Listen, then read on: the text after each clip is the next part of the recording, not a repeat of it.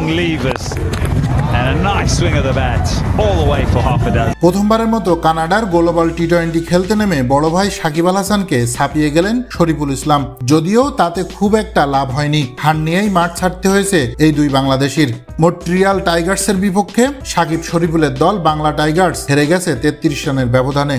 তবে এদিন ব্যাটে বলে দুই বিভাগেই সাকিবকে টপকে গেছেন শরীফুল। আগে বোলিংয়ে নামা বাংলা টাইগার্সের হয়ে 4 ওভার হাত ঘুরিয়ে 16 রান দিয়ে 1 উইকেট তুলে নেন শরীফুল, যেখানে ছিল একটি মেডেন ও 15টি ডট বল। এতেই কানাডা লিগে একমাত্র বোলার হিসেবে অভিষেক ম্যাচে 15টি বল করার রেকর্ড গড়ে ফেলেন শরীফুল ইসলাম। অন্যদিকে বল ব্যাট দুটোতেই ব্যর্থ ছিলেন সাকিব। বল হাতে 4 ওভার হাত ঘুরিয়ে কোনো উইকেট না নিয়ে 33 রান দেন, আর ব্যাট করতে নেমে 6 বলে মাত্র 3 রান করে ফেরেন সাজঘরে। অন্যদিকে 9 নম্বরে ব্যাট করতে নেমে শরীফুল হাকান 102 মিটারের বিশাল একটি ছক্কা।